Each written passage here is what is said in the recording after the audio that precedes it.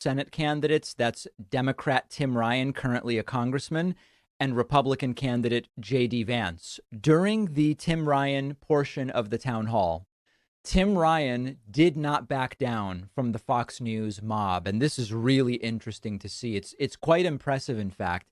This seems to be a stacked audience. Some maybe Democrats, but the lion's share of the noise certainly was not pro-democratic, that's for sure. And Tim Ryan turned what were initially boos into at least some cheers on the topic of January 6th. Take a look at this, listen to the initial jeers, and look at how he turns it around, and we'll talk about what he does. They stormed the Capitol on January 6th. They beat up 140 police officers, killed one. Okay, they killed one. Boo.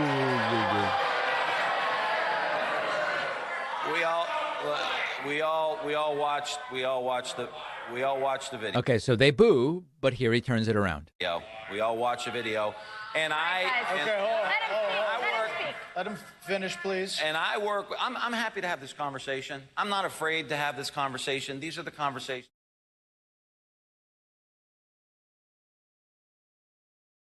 here and defend my position.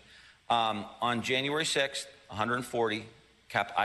I sit on the subcommittee that funds the Capitol Police. These are my friends. 140 of them got hurt, and some of them still can't go back to work because they were beat up with lead pipes, they were sprayed with pepper spray, they were beaten with flagpoles. Okay? They were trying to overthrow the government. They were trying to stop the peaceful transition of the government. What else were they doing there? They're going to kill Mike Pence, right? They want to kill Nancy Pelosi. Now somebody's beating up Nancy Pelosi's husband with a hammer.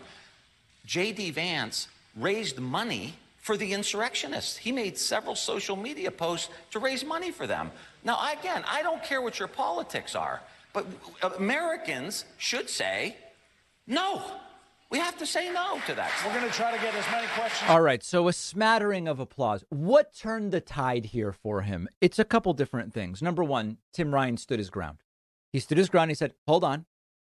I'll go up against any of you on the facts, but let's do it respectfully. He backed up what he was saying. It helped that he was telling the truth. And then he found common ground with the audience. And we're going to have, I've told you all before, we're very close to releasing a white paper about how to have conversations about politics that can be contentious. We're going to give it away for free. We've been working on it for weeks, giving it away soon. And finding common ground is a really critical part of this. One other element to this, Tim Ryan also getting applause when talking about his answer on energy policy. Tax that President Biden mentioned, a tax on oil companies' profits. Are you for that? I haven't looked at exactly what he wants to do. I think the fact that oil companies are making huge profits and having stock buybacks right now, while average person here is paying nearly $4 a gallon, I think that's wrong. And I think we need to crack down. We need to crack down on it. We're going to move on. So, I mean, listen, Tim Ryan is not the most progressive, but he was able to find common ground with a lot of these folks. And I think that that is instructive in many ways. Unfortunately, if you believe the polling, J.D. Vance is now up by about 2.2 points on average. The important message is if you vote in Ohio, make damn sure that you participate in this election because Tim Ryan could win this thing. Donald Trump's sort of newish spokeswoman, Liz Harrington, appeared yesterday on the water cooler on Real America's Voice with this guy, David Brody. She was asked to comment about Joe Biden's speech and also about the upcoming midterms. And this is a prototypical example. This is the textbook example of a priori reasoning. OK, forget about everything I just said. Just let's listen to the clip and then I'll explain to you what I mean. Somehow he thinks he's going to be this last minute savior for his party at the last moment with the midterms. Why is Biden doing this tonight, Liz? You know, that's a very good question because anyone who knows. It's not that great of a question. He's such a drag on the Democrat Party and any chance they have, which we know they don't come next Tuesday. They don't have a chance unless they cheat. Oh. As you documented very well, there's so many cases already of just irregularities and misdeeds. And that's not true. Evidence of the corruption in our election process. And that's the only hope that they have. Because the fact is, Democrats, do not like democracy. They don't want the voters to decide. They want to decide for the voters. That's not really the way it went in 2020, is it, Liz? And look at how that has worked out. They're destroying the country. They've destroyed our border. They've destroyed the economy. They destroyed our energy independence. All of these things that were so hard fought by President Donald J. Trump to put America first, they're destroying. And the voters know it. And they know they're going to lose come election day unless they do, some of these outrageous things that they did in 2020 and do it on such a scale that we've never seen before, because they're going to have to overcome really this mammoth red wave that's coming. Yeah. This is red alert stuff, folks. They're doing it again. They are doing the fascist authoritarian thing. If they win, then they must have cheated. Democrats, that is. A priori. Now, a priori means reasoning which proceeds from a theoretical deduction rather than from observations or experiences. So what does that mean in this context? They're not observing actual cheating or waiting until election day to see how the election goes. And then if there really are irregularities or cheating, then you go, oh, this is what happened. It's theoretical. It's time for Nicole Sandler's What's News from NicoleSandler.com and the Progressive Voices Network. We're in the home stretch of this seemingly interminable election season. Voting ends Tuesday night, and then the real fun begins, she says sarcastically.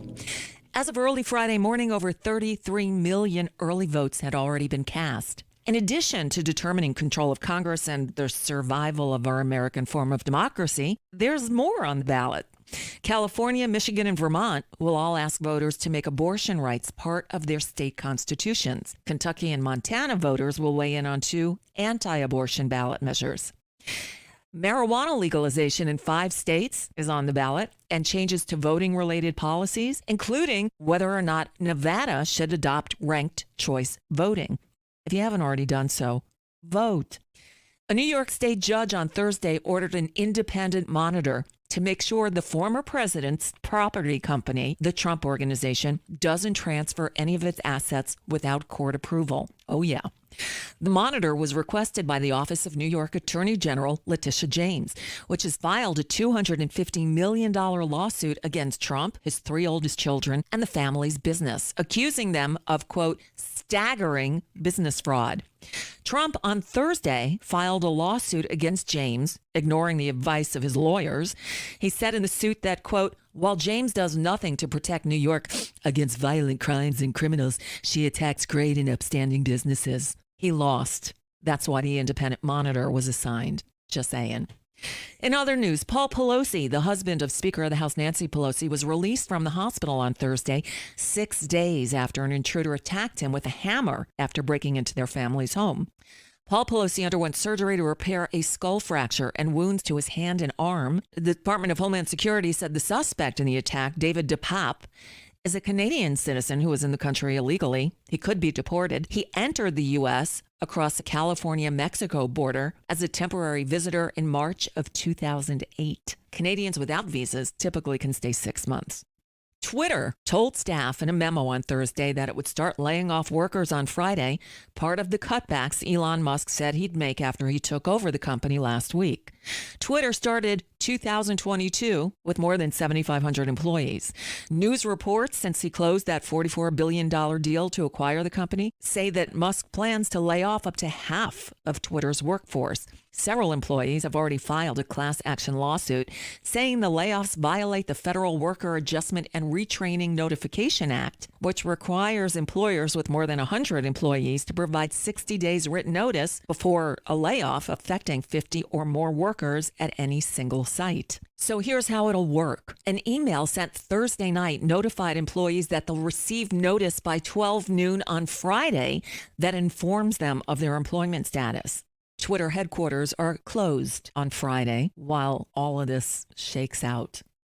So have you gotten your flu vaccine yet? It's important. Health officials are reinforcing their recommendations for people to get the vaccines as this year's strain picks up its pace across the country. There have already been at least 880,000 cases of influenza, nearly 7,000 hospitalizations, and 360 deaths from the flu so far this fall. The numbers also show that there haven't been this many cases of influenza so early in the season since 2009. Doctors warn that it takes about 2 weeks to reach optimal immune protection after receiving a flu vaccine, so people who haven't gotten one yet really should do so now. And if you haven't gotten the newest COVID booster, do that while you're at it too. So some of us have been wondering why Oprah Winfrey has been so quiet lately. I've been quietly seething at her for foisting some real quacks on her very trusting following, like so-called doctors Phil and Oz. Well, at a virtual Get Out the Vote event Thursday night, Oprah finally spoke up and issued an endorsement for John Fetterman. She said, quote, "If I lived in Pennsylvania, I would have already cast my vote for John Fetterman for many reasons." Still haven't heard an apology for foisting Oz on us, but maybe that's next. Say it isn't so, Israel. Unfortunately, it is. Prime Minister Yair Lapid on Thursday conceded and congratulated former Prime Minister Netanyahu for his right-wing bloc's victory in Israel's parliamentary elections. With nearly all the votes counted, Netanyahu and his allies, which include far-right lawmaker Ben Gvir, won 64 seats in the 120-seat Knesset. That's enough for a governing majority that would return Netanyahu to power. Unbelievable. Lapid, who ousted Netanyahu last year, and his allies appear to win about 51 seats. So consultations on forming a new government will start after the results are certified on November 9th. Moving on. It's fall, so time to fall back. Yep. Saturday night, Sunday morning, 3 a.m. becomes 2 a.m. Clocks fall back 1 hour overnight, unless you live in Hawaii and most parts of Arizona. And as for the calls for year-round daylight savings time, maybe let's make it year-round standard time. Apparently, daylight saving is much worse health-wise because it throws off our natural body clocks. Either way, enjoy the extra hour of sleep this weekend. And that's just a bit of what's news for now. I'm Nicole Sandler. If you appreciate these reports and the Nicole Sandler Show, I hope you'll consider making a contribution. My work is 100% listener supported, and I can't do it without your help. Find out more at NicoleSandler.com, and please click on that donate button. Mary had a little man. We believe that all men are created equal. To the magnificent mosaic that is America. From radio beacon to radio beacon. I have a dream today. Change has come to America. Believe me. Help is on the way. Knock, knock. Who's there? Hey. It's a figment of your imagination. Randi Rhodes Show. Turn up your mind. Overnight, Kyrie Irving apologizing after a firestorm of criticism and a 5-game suspension without pay from the Brooklyn Nets. Last week, the NBA star, who has a huge social media following, posted a link to a movie that embraces anti-Semitic conspiracy theories and denies the Holocaust. Irving now writing, "To all Jewish families and communities that are hurt and affected from my post, I am deeply sorry to have caused you pain, and I apologize." But it comes after days of combative appearances, including a press conference Thursday, in which Irving did not offer a full apology and refused to answer whether he had anti-Semitic beliefs. I don't know how the label becomes justified because you guys ask me the same questions over and over again. I think what people want to hear, though, is just a yes or no on that question. Yes or no. I cannot be anti-Semitic if I know where I come from. His team in the NBA frustrated. The Nets writing, "We were dismayed today that Kyrie refused to unequivocally say he has no anti-Semitic beliefs, nor acknowledge specific hateful material in the film." Irving's overnight apology now saying, "I want to clarify any confusion on where I stand fighting against anti-Semitism by apologizing for posting the documentary without context." Rapper Kanye West, who has prominently expressed anti-Semitic beliefs in the past few weeks, weighing in on this controversy before the suspension was announced, tweeting out Irving's photo.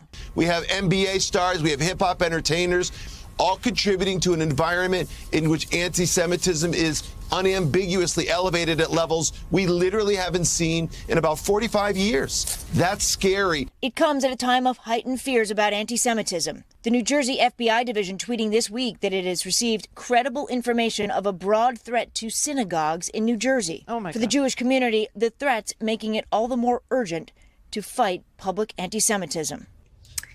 Irving and the Nets have also said they'll donate $500,000 each to anti-hate organizations. The team said Irving would be suspended without pay for at least 5 games and until he takes measures to address the harmful aspects of his conduct. Okay, here's my question. What is this all about? What is this new thing with, young hip-hop artists who may or may not be mentally ill and, contrarians that play basketball for the Brooklyn Nets? What is this thing that's going on now where minority communities that are normally allied together in the fight for fairness, justice, and, a sense of being able to weigh in on, politics, are now being torn asunder, are now being divided and siloed, if you will, into, less important groups. Instead of a united group with, the same goals, we're now being divided into this camp and that camp in subcamps. I don't understand. Listen, this guy, Kyrie, I was talking to Brett about him, because I vaguely remembered he was an anti-vaxxer, because I'm not really an NBA follower. I mean, I could watch it. I'm a fan. I like it. It's a good sport. Don't get me wrong. But it's not something that I could name players on a team or, tell you, who won, this season. I just, that's not my thing. But I do remember him. And I remember him during the COVID era. Okay, which, by the way, has been tamed somewhat. But during the height of COVID, I remember he was an anti-vaxxer. I remember that. And I remember that he couldn't play for his own team because he wouldn't get vaccinated. And that he was obstinate about it. Like a real team player. Do you know what I'm saying? Just shoving his team overboard for his own contrarian beliefs, right? And so I thought, okay, maybe he's just a contrarian by nature. Maybe this is who he is. Maybe he just likes, sticking it to people. Maybe he likes to say things that he knows are bizarre. But you know what? This man was about to lose a ton of money. And he still wouldn't apologize. He still wouldn't do it. So this is more than just being a contrarian, okay? This has something to do with, finding that hypocrisy, meaning his fake apology over there, is easier than losing money, right? He'd rather be a hypocrite than a broke one. That's all I can, deduce here. And this comes, and I've had clips of Kanye in my, library here for a long time. I mean, probably since the middle of October when Kanye first started with his anti-Semitism. And I haven't played it because I just felt bad that maybe he's mentally ill. Maybe he's, having some, episode of mental illness. And you shouldn't really, attack people who are in the throes of, a disorder while they're in the throes of the disorder. That's why I won't play Paul Gosar showing me he's got dyskinesia, which he does. And he's campaigning with Carrie Lake, standing there with his entire body shaking from head to toe. His head moving, involuntary, he's not doing it on purpose. It's involuntary, movements. It's dyskinesia. It's not my thing to, pick on people when they're ill. But something's going on in the community of the GOP worshipers that is affecting safety, right? I mean, the only reason why I bring it up is because last night there was an alert that the FBI felt that they had to put out, telling all synagogues and Jewish day schools in New Jersey that there was a massive statewide threat to all these synagogues. Now, I don't know if you understand synagogues at all, but they have preschools in them. They have 12-year-old boys going there for bar mitzvah lessons. They got all kinds of activities, JCCs and everything else, just like anybody else's organization would have if they tend to a community. And the idea that we saw some crazy person go into the Tree of Life synagogue, sort of recently, and mow down a whole bunch of people there, which was like the biggest, attack on the Jewish community in this country in forever, and that this is a thing now that's actually burling over, and that you have people who are, a natural ally of the Jewish community now peeling off from being allied with the Jewish community in the name of some damn thing. I'm trying to figure out what it is. Is it just that they're Republicans? Is it just that they're mentally ill? Is it just that they're contrarians?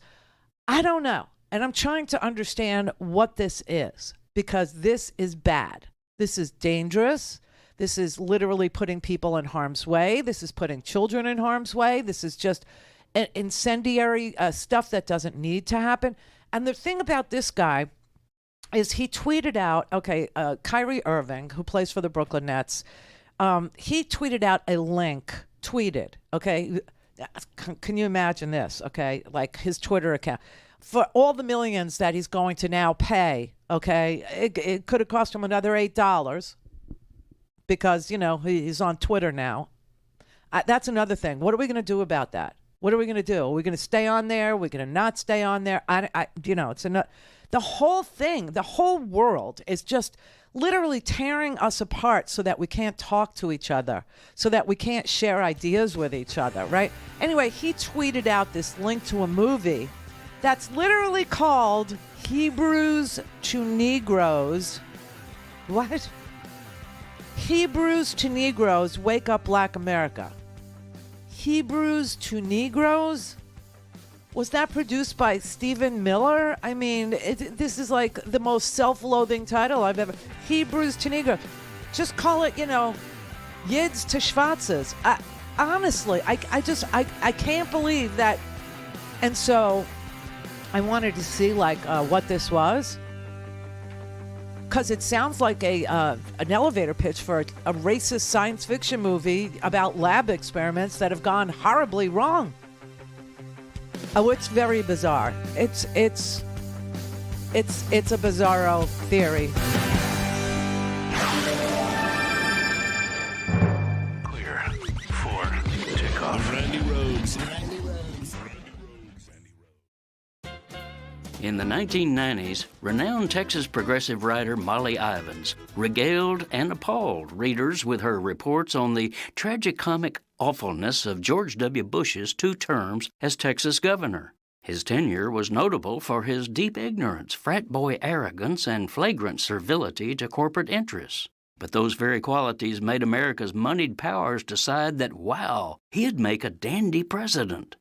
Molly warned that this was madness, but in the 2000 race, W's patrons stuffed him with money, buffed him up with PR shinola, pulled off a post-election political heist in Florida, and squeegeed him, Cheney, Rumsfeld, Ashcroft, and that whole regime of horrors into office.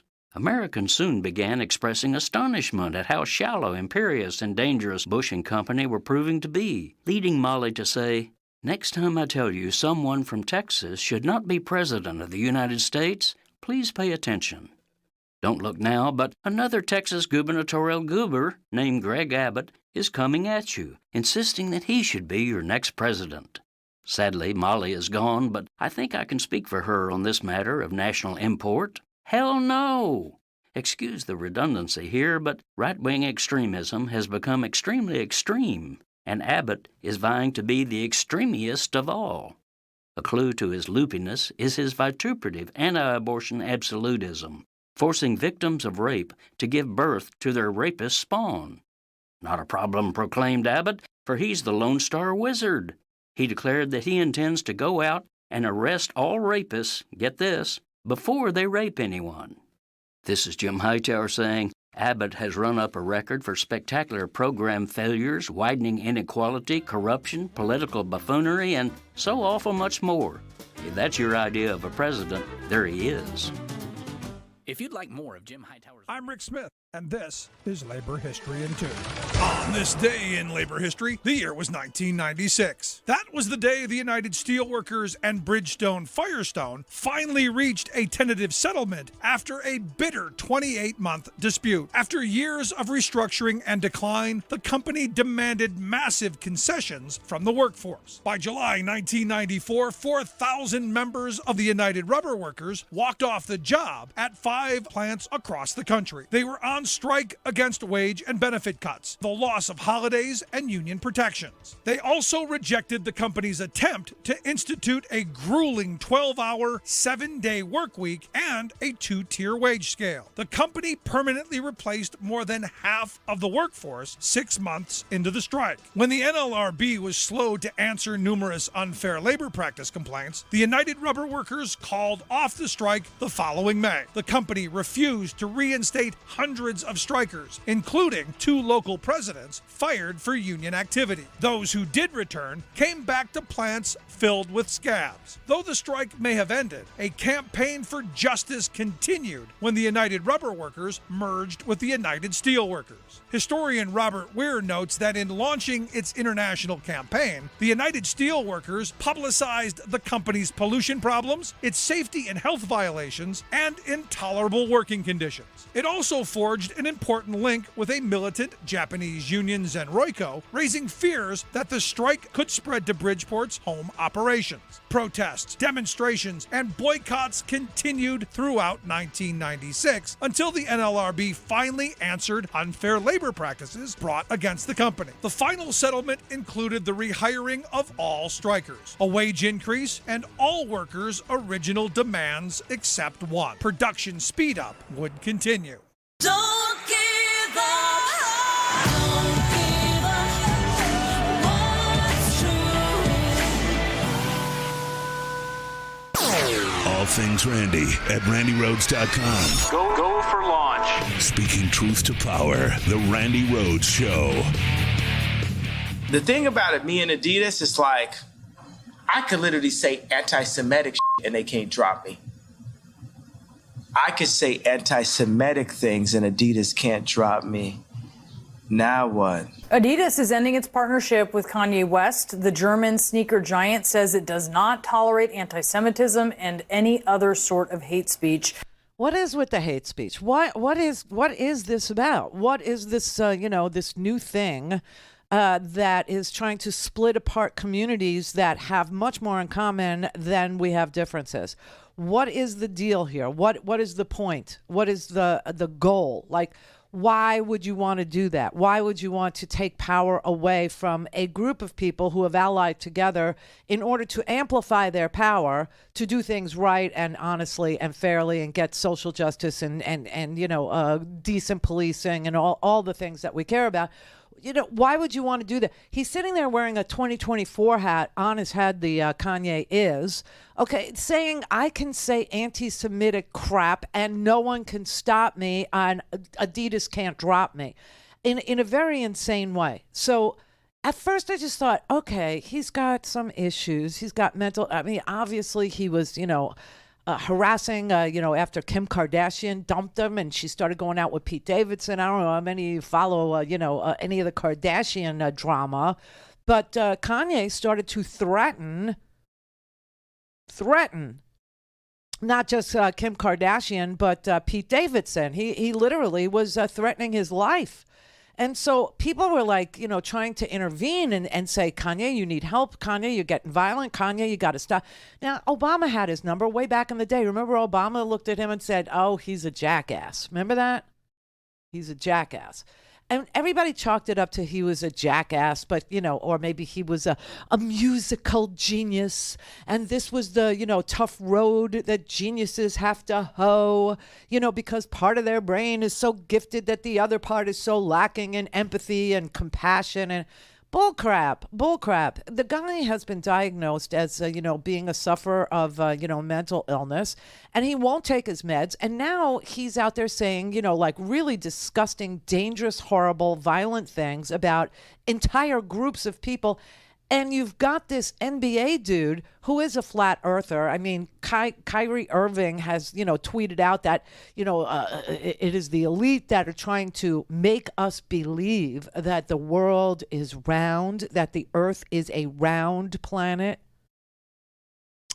So, Kyrie, I just want you to understand, next time that there is an eclipse, look at our shadow being cast on the sun or the moon, if it's solar or lunar, and then tell me how the earth is flat if that's our shadow, and our shadow is an orb.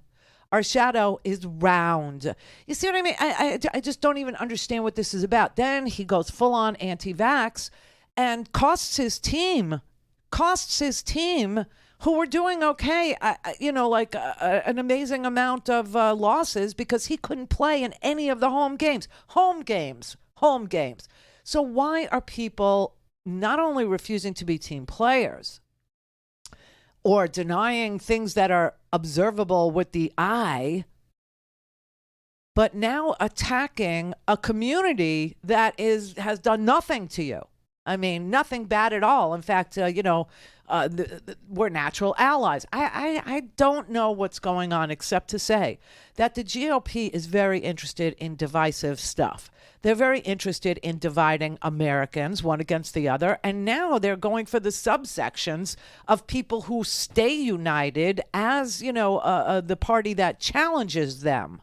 Right. And so they're trying to divide people who are against what the GOP has been preaching and selling for a really stinking long time. Obviously, the GOP is the party of the uber elite, the uber rich, the bankers, the insurance companies, the big oil and gas interests, the gougers, the major ag businesses.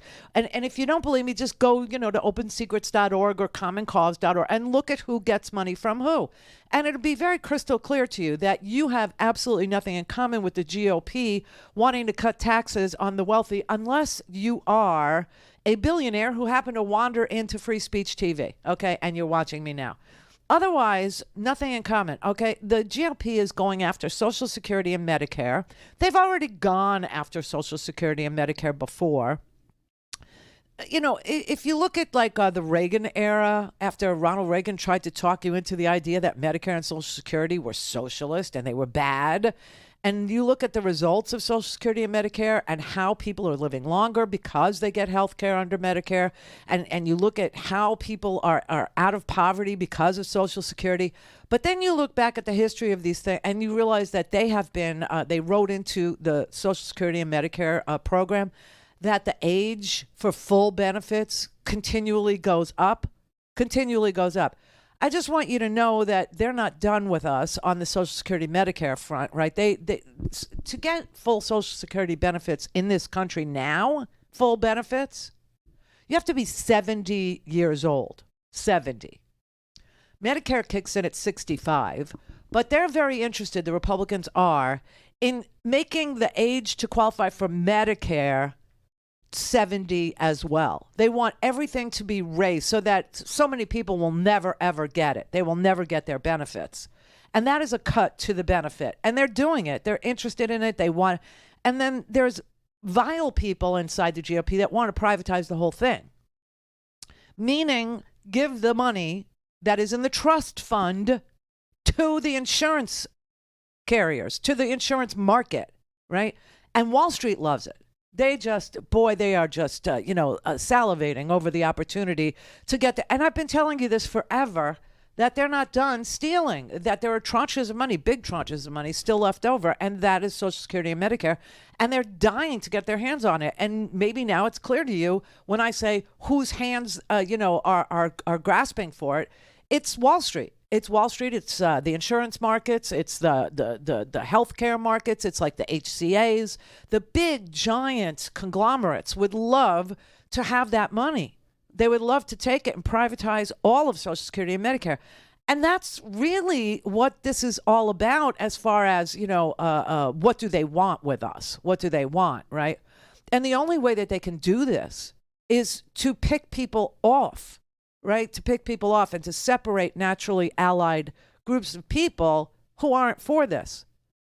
And that's all I can think of is like how this is permeating into, our society. How you get people saying, really disgusting, hateful, ugly things about, their friends, about people who, vote with them, about people who defend and protect everybody's benefits, everybody's, ability to join a union, everybody's ability to, have a minimum wage, everybody's ability to access health care, everybody's ability to, thrive and survive. I just don't understand it. I honestly, except for the financial interests in doing this, I can't understand why somebody outside of a mentally ill rap star and a contrarian basketball player would fall for this swill. Somebody's going to have to explain it to me.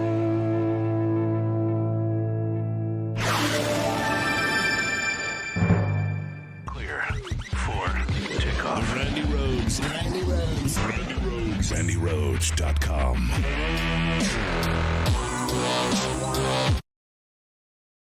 This is Stephanie Miller, and here's what you missed. I can't believe I'm still shocked by how horrible people on the right are, but here we are, I right? know.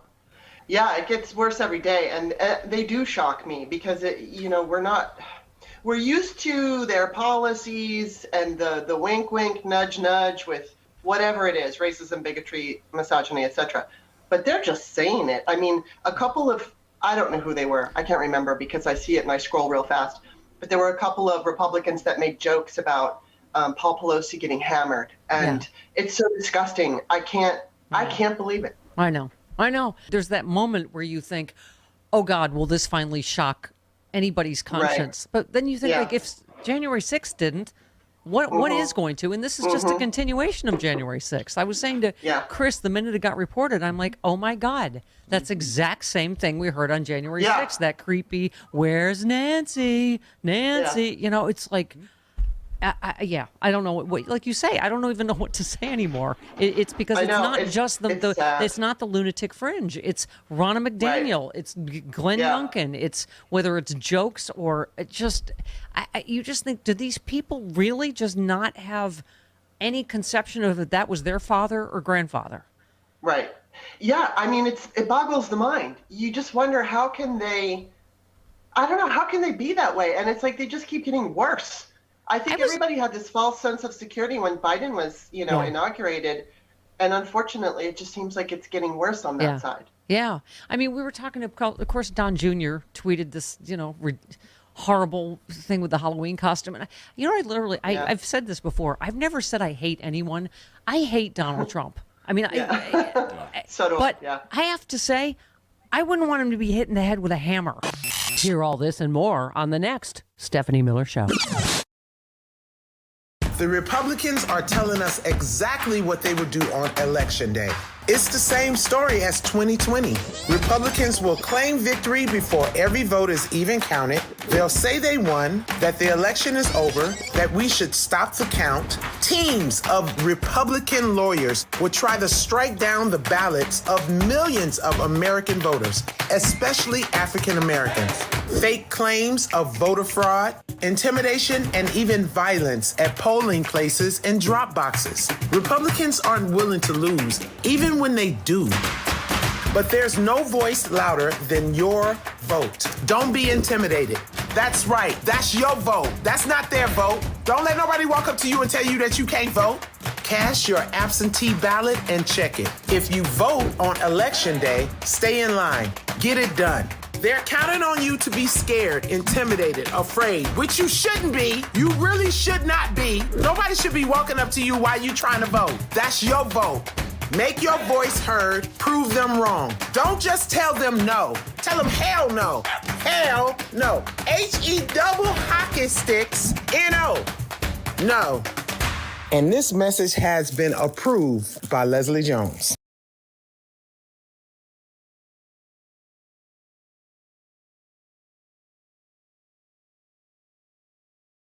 (911), what's your emergency? America's healthcare system is broken and people are dying. Welcome to Code WAC, where we shine a light on America's callous healthcare system. how it hurts us, and what we can do about it. I'm your host, Brenda Gazar. This time on Code Whack. Why are so many U.S. residents traveling to countries like the Philippines and Thailand for their medical care? Even some residents...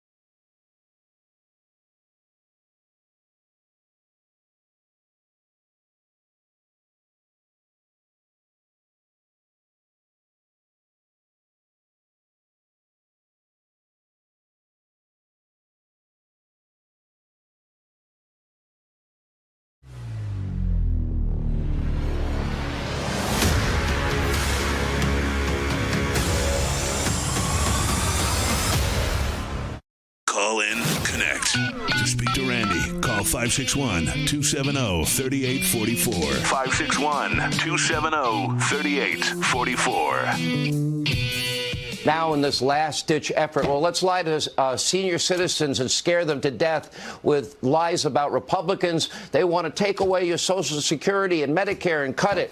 Okay, not a single Republican has ever said it. No Republican supports it. It will be my objective to phase out Social Security, to pull it up by the roots and get rid of it.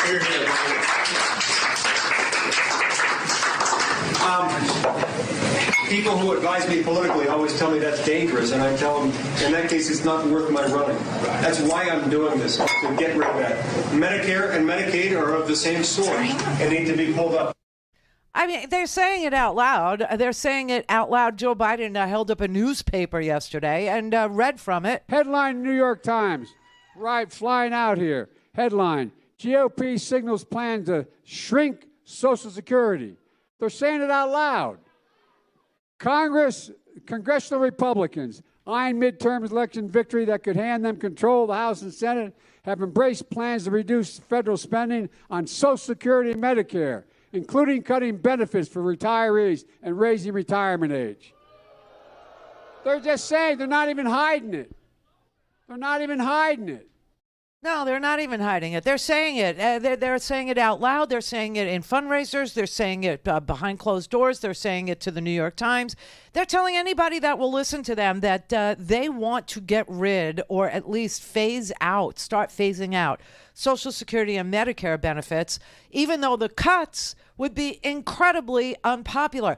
But check this out. They are done governing with the consent of the governed. They're done. They're literally done with it. This is how we got to a place where 98% of Americans want background checks on guns. 98% do. We saw 75% of Americans believe Roe v. Wade should be the law of the land. 75% of Americans, okay? They don't care. It's no longer governing with the consent of the governed. It's now governing for the elite money. It's what it is. Listen, the idea that the wealthy, this is what this New York Times article actually says, okay? I'm just going to read it to you. So, political scientists have found several areas in which the wealthy want to see spending cut, while most voters want to see it increased. The biggest gap in views is on Social Security, where the rich, by a large margin, want to see benefits reduced, while the general public, by an even larger margin, want to see them increased. And Republicans are taking the side of the rich. There isn't an official GOP position on Social Security and Medicare, but the Republican Study Committee, a caucus of House members that often sets the party's agenda. Now, the Republican Party has no platform, right? But the Republican Study Committee is the caucus in the House that sets the party agenda, has released a very detailed set of proposals titled Reclaiming Our Fiscal Future that would raise howls of outrage from any voters if they knew about it. The committee's proposals center on raising the age at which Americans become eligible for Social Security and Medicare. Its plans call for increasing the age at which workers can collect full Social Security benefits, which has already risen from 65 to 67 to 70. It's currently 70. And then raising it even further in the future as life expectancy goes up, if it does. At the same time, the plan raises the age at which Medicare kicks in, which is still 65, to match the Social Security age. Given the Social Security proposal, this means delaying Medicare eligibility by 5 years to the age of 70 and possibly delaying it even further into the future. The report tries to justify benefit cuts because that's what they are by pointing to the rise in life expectancy at age 65. Since these programs, were created, our life expectancy increased. That is, this program, this policy paper argues that our major social benefit programs have become too generous because Americans are living longer. What the report somehow fails to notice, or at least to acknowledge, is that while average life expectancy for seniors was rising before COVID, the rise was very unequal. Gains were much larger for Americans in the upper part of the income distribution, that is, the people who need Social Security the least, than for those lower down who need Social Security and Medicare the most. Other research has shown that gains in life expectancy at age 25, not the same measure but surely related, have been much bigger among Americans with a college degree. In fact, life expectancy has actually declined among non-college whites, and mortality has been diverging among regions with life expectancy at 65 in most states. I'm sorry, let me read this right. With life expectancy at 65 in some states, mostly red, significantly below the national average, and in others, mostly blue, significantly above. So basically what I've just told you is that the Republican plan for their base is to kill you. It's for you to die and die quicker. That's what their plan is. And they're right. They're literally, they have policy papers. They have a whole House caucus that is, actually talking to each other about how to get this done. Now, you might say to yourself, if you're smart, you might say to yourself, well, the country is against it, and thank God, the president would veto it, right? I mean, there's no way Joe Biden would sign something like that into law, even if they had the majority. So I don't feel bad if I vote for them because, you got Biden as a backstop, right? And he'll veto. No, but you don't understand. Here's the plan, and this is what we've been trying to explain to you for quite some time now, since we've known that this is their plan, and that is this. They are going to hold the debt ceiling hostage, okay? They're going to shut down the government or threaten to. And we've seen this threat before. They've done it before where we saw it go as far as the air traffic controllers weren't able to go to work. Remember that? Yeah, so they're going to do that again. And this time they're going to hold hostage Social Security and Medicare changes to the program. And that is how they're going to get the sign-off. That is what they think can get the sign-off from Joe Biden to raise the age for Medicare to 70 and to raise the age for Social Security to 70 so that you can't even, get partial benefits at 67, which is now you have to be 66 and 8 months. Now, why 66 and 8 months? Because what Ronald Reagan passed was a gradual increase in the age before you could get full Social Security benefits. So right now you can get partial benefits, at 65. And then some benefits increase at 66 and 8 months. And then full benefits at 70. They want to do this with Medicare too. Right ahead of privatizing it.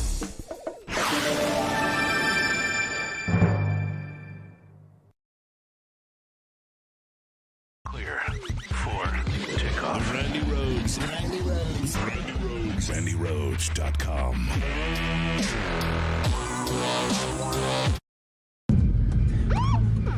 Listen, everything's gonna be okay, right? Just let me do the talking, okay? Just Evening, ladies. License, please. Where are you headed? Oh, we're just out for a drive. Headed to the border? Oh, no. We were just going up to the... Hey there. What's your name? Grace?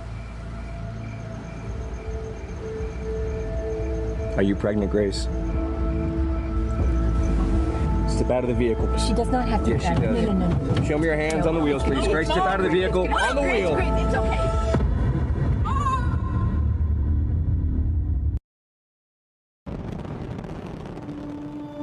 It's not often Arizona has a leader who's already proven himself in service to our country. That leader is Mark Kelly.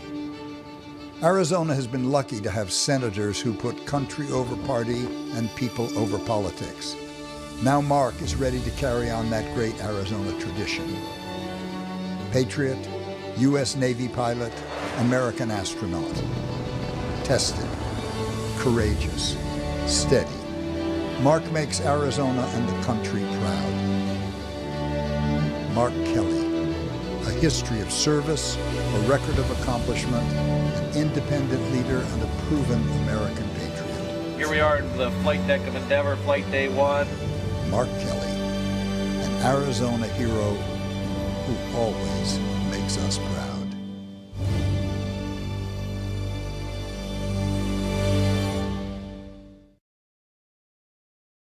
Pennsylvania's Jewish community faces a rising tide of anti-Semitism. An alt-right gunman took 11 Jewish lives in an unimaginable slaughter.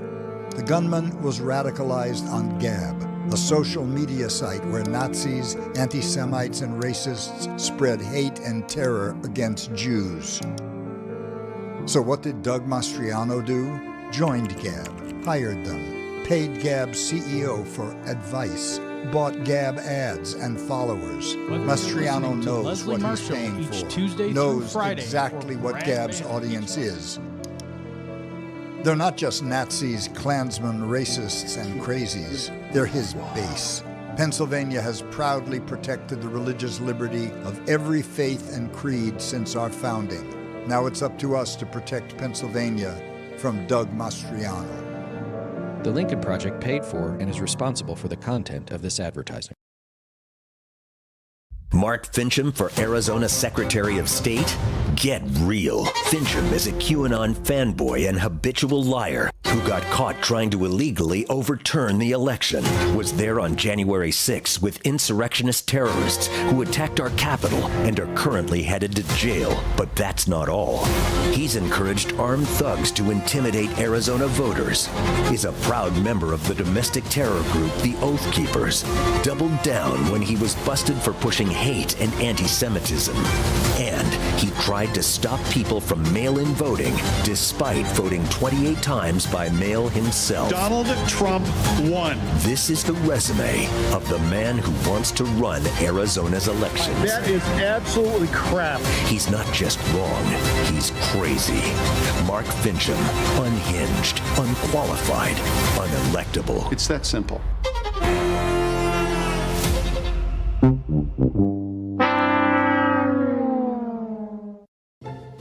Glad to have the MAGA-packed Supreme Court?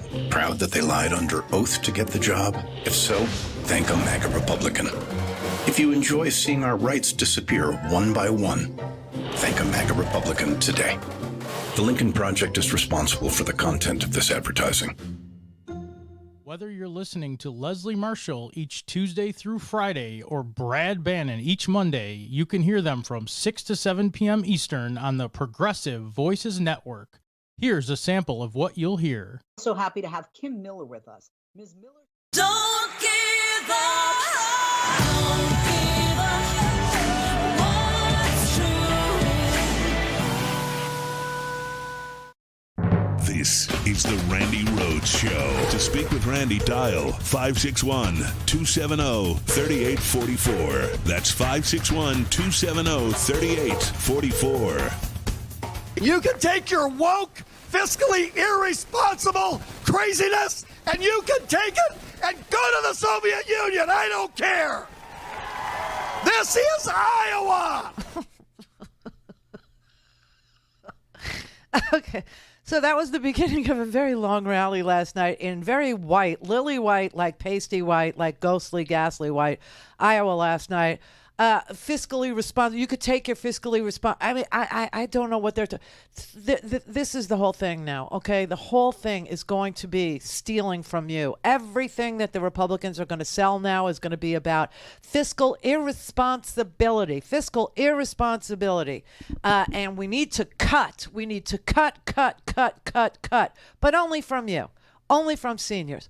Only from disabled. Only from the people who can least afford cuts. That's who they want to cut from.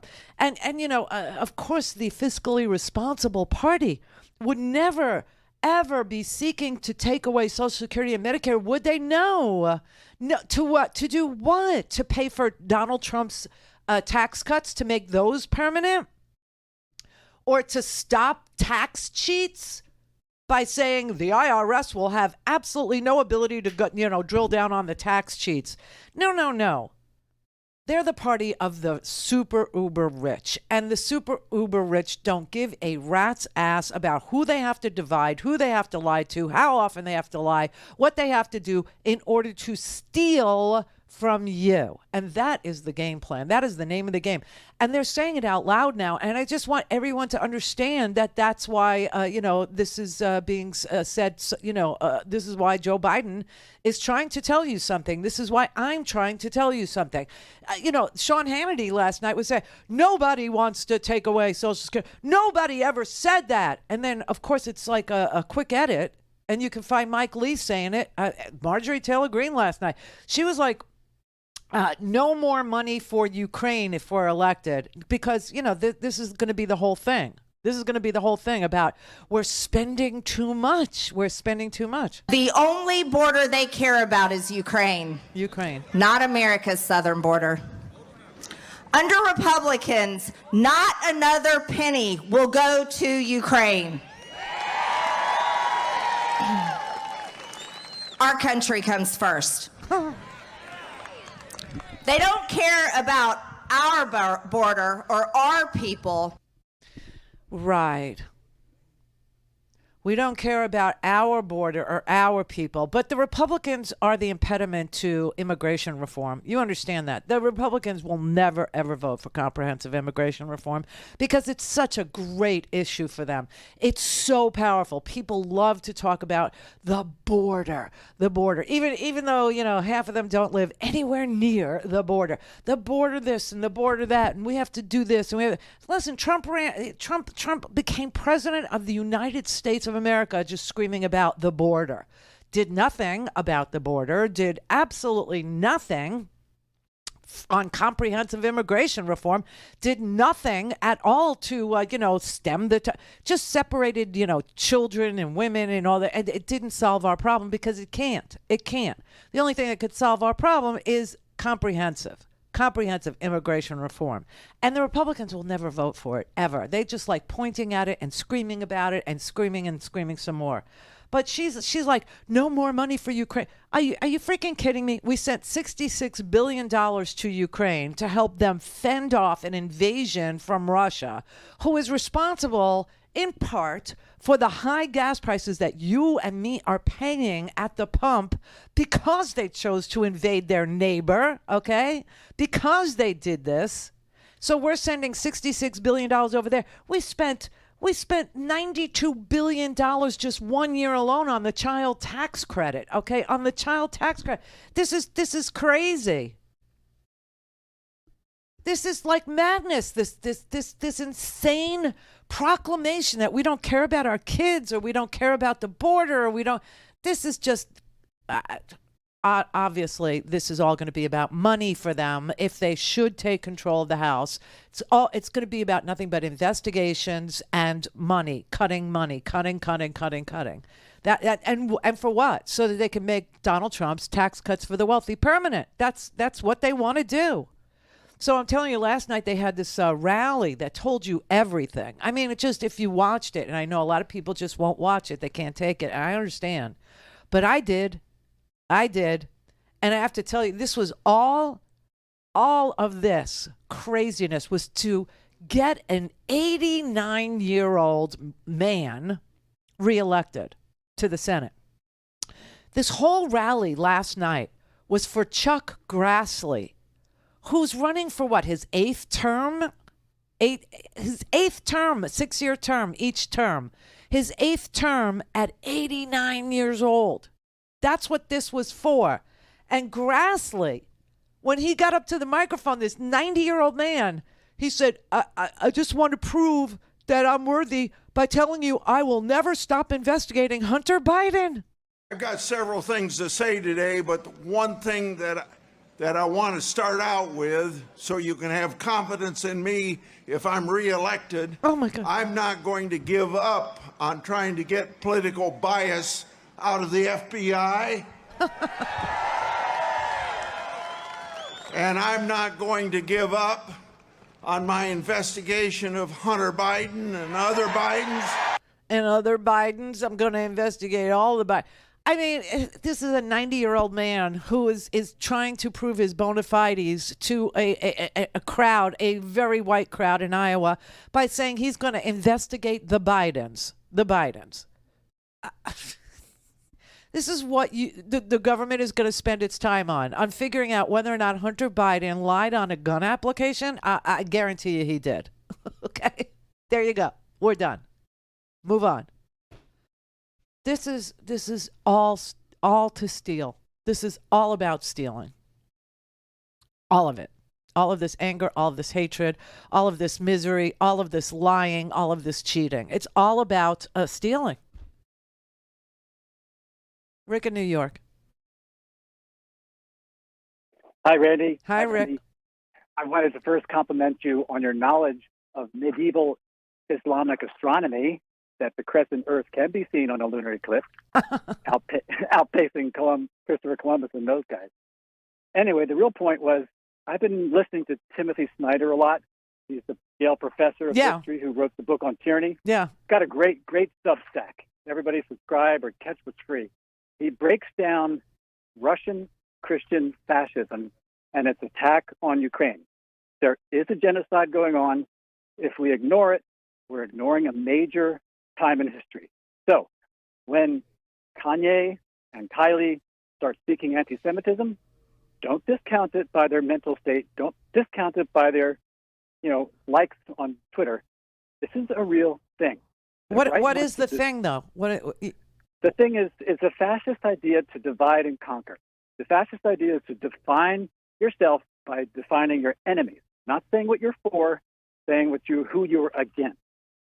And it's a shame that it's creeping in, like you said, to a traditional community, Jewish and Black, who have worked together through their own prejudices throughout the years in this country. And it is a real shame, but it's a wake-up call.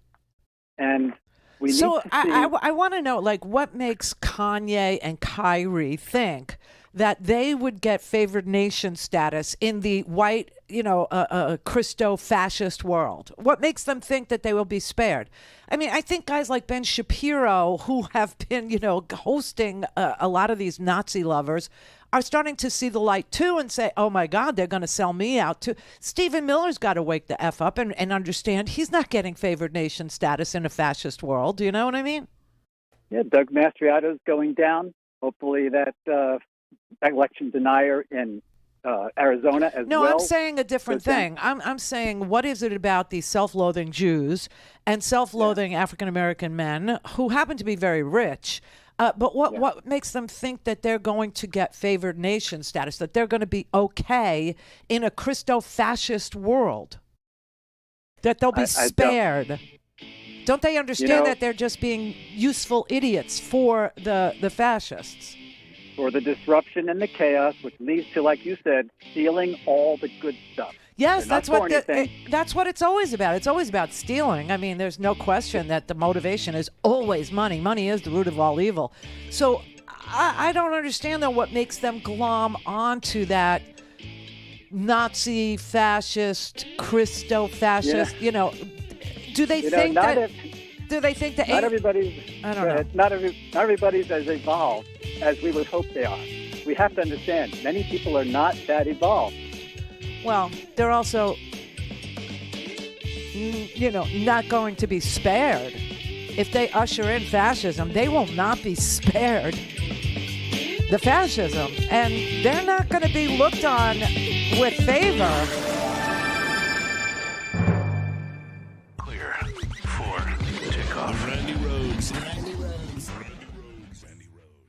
911, what's your emergency? America's healthcare system is broken and people are dying. Welcome to Code WACK, where we shine a light on America's callous healthcare system, how it hurts us, and what we can do about it. I'm your host, Brenda Gazar. This time on Code WACK, how would most families and individuals fare financially with a single-payer Medicare for All system? Would they be paying more or less for healthcare than they're paying now? To find out, we spoke to James G. Kahn, a professor emeritus of health policy, epidemiology, and global health at the University of California, San Francisco. We reviewed 22 studies of the overall cost of single payer. All of them found that over time there would be savings, and almost all of them found that the savings would start in year one. But then that still leaves open the question, how would individual families do? That depends on how you design the tax structure. For example, we've just developed a household cost calculator that asks people what they currently spend on premiums, what their employers spend on premiums, and then what they spend on out-of-pocket costs. And then we ask what the family earns.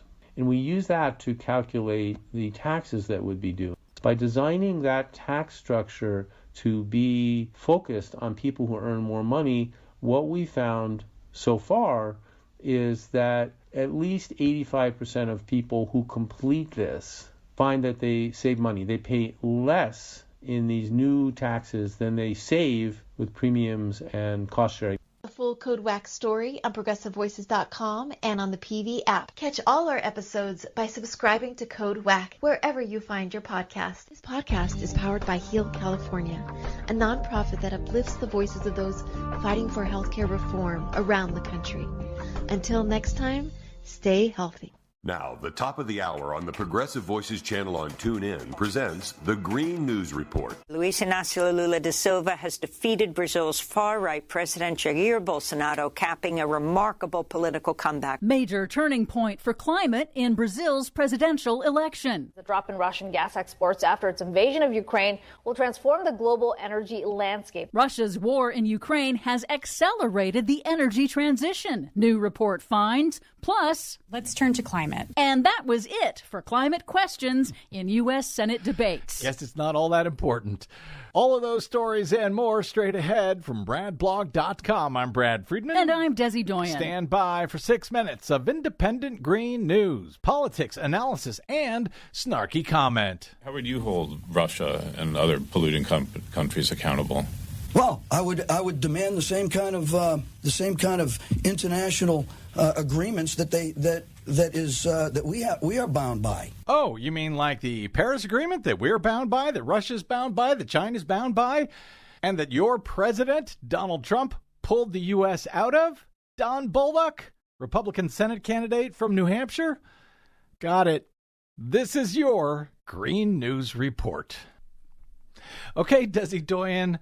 Very big international news, very good international news, I think, from down in Brazil. Yeah, for once. Big news in Brazil. The former president, known to the people simply as Lula, narrowly won Brazil's presidential election runoff on Sunday, defeating far-right President Jair Bolsonaro in an election with global climate implications that will reverberate worldwide. In his single term as president, Bolsonaro accelerated deforestation of the Amazon rainforest to the highest levels in 15 years, harming a critical global carbon sink that absorbs a significant chunk of humanity's carbon emissions. Lula has vowed to cut Amazon deforestation to zero and set new emissions targets for Brazil, a monumental shift, according to Brown University historian James Green on CNBC. I can't emphasize how much things will be different in this country with Lula's election. It means a return to policies to save the Amazon. It means developing government programs to eliminate hunger again. And not a moment too soon. Russia has unleashed a barrage of missile strikes against Ukraine's civilian energy infrastructure in major cities, knocking out electricity and water systems, a potential war crime. 80% of residents in Kyiv are without water, according to officials.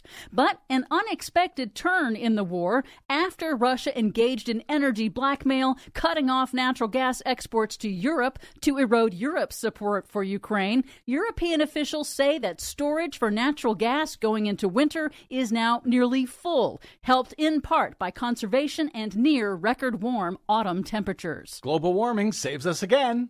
Here in the U.S., the 2020 midterm elections are just days away, an inflection point in American democracy that will also determine the future of U.S. climate policy. Voters have a stark choice between Democratic climate hawks or Republican climate science deniers and delayers for control of Congress, governorships, and state legislatures. But it's hard for them to know what to do if they don't know the candidates' positions. A Media Matters analysis of Senate debates found moderators ask 0 questions about man-made climate change in key Senate races in Arizona, Georgia, and Pennsylvania. Well, there are states that are not that affected by climate change, right? Only debate moderators in New Hampshire asked the candidates about climate. Good. Meanwhile, on Monday, oil companies' record profits today are not because they're doing something new or innovative. Their profits are a windfall of war. President Biden went on the offensive on Monday against major oil companies, calling their record profits the result of war profiteering from energy instability caused by Russia's war on Ukraine. He is correct. Exxon, Chevron, and Shell pulled in record or near record profits in the third quarter. Biden again called for Congress to enact a windfall profits tax on the oil industry for price gouging consumers, while global oil prices have fallen. Oil majors are buying back shares and paying out billions to their shareholders instead of investing in new production. While they are screwing you over at the pump. Finally, some good news. The newly released annual World Energy Outlook report from the International Energy Agency concludes that Russia's war on Ukraine is likely to accelerate the global energy transition away from fossil fuels. Quote, not just for the time being, but for decades to come. While some countries have temporarily increased burning of fossil fuels to address short-term energy shortages, the IEA projects for the first time ever that on current trends, demand for coal will peak in just a few years, natural gas usage will peak by the end of the decade, and oil demand will peak around the mid-2030s. That's because homegrown clean technology like wind, solar, and batteries are cheaper and more stable, and the fuel is free. I really don't think Vladimir Putin thought this one through. At least I'm glad Brazilian voters did. For much more on all of these stories and the ones we couldn't get to today, check out our website at greennews.bradblog.com. I'm Brad Friedman. And I'm Desi Doyen. And this has been your Green News Report. Please help Progressive Voices support the Green News Report by stopping by bradblog.com/donate. Mary had a little man. We believe that all men are created equal. To the magnificent mosaic that is America. From radio beacon to radio beacon. I have a dream today. Change has come to America. Believe me. Help is on the way. Knock, knock. Who's there? It's a figment of your imagination. Randi Rhodes Show. Turn up your mind. There's too much political violence. There's too much intimidation. There are more than 300 election deniers on the Republican tickets this year for state, federal, and local government. And I mean, this is really serious stuff. If a Republican nominee for Congress, for governor in the state of Wisconsin wins, here's what he said. He said, if I win, my party will never lose another election in Wisconsin. Now, he's either a prophet or he plans on doing something about election law. Right. And as if they haven't done enough about election law. I mean, we're gerrymandered into obscurity. Okay, yesterday we had a woman call us from Alabama, and she was trying to say, listen, there are a lot of people here who agree with me. It's just our vote is so diluted by virtue of the gerrymandered maps that, I could be in a district with my neighbor who agree on everything, but she votes over there and I vote over here in this district because they diluted our ability to agree on things for our community, right? And we know that. We also know that, there's purging going on. We have voter ID that's required. A lot of people don't have voter ID. You know what I'm saying? And now we have 19 nominees for governorships, 19 states.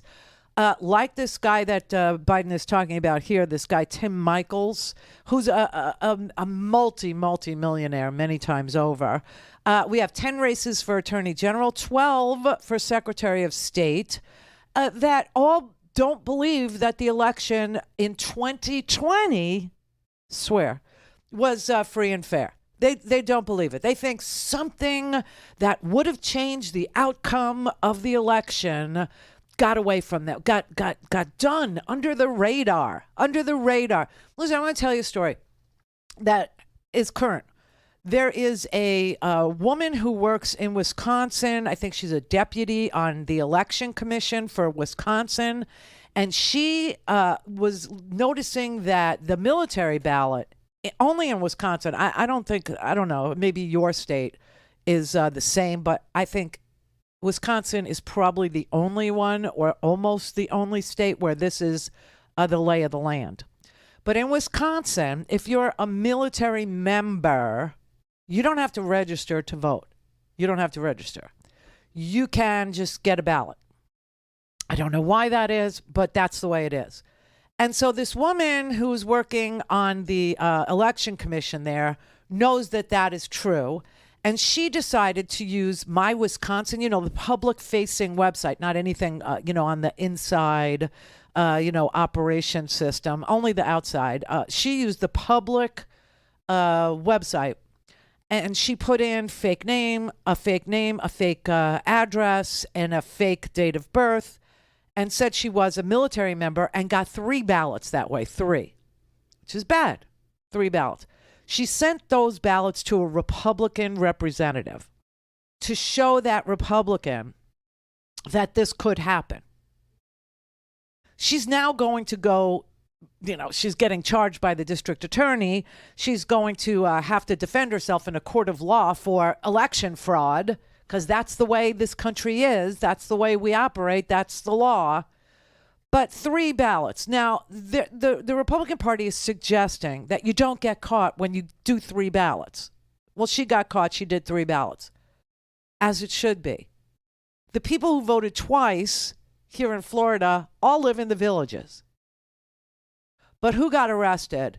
Felons in Miami that happen to be black. The people who voted more than once in Florida were white people in the villages.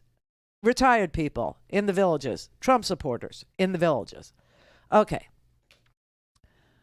But the Republican theory is that 20,000 or 50,000 or 100,000 fake ballots could be dumped into an election with ease and never be discovered, and nobody would be any the wiser. And that's what happened in 2020. This is their theory. 3 ballots will get you, arrested in any state at all. Wisconsin is no exception. Florida, they got arrested, but they got community service.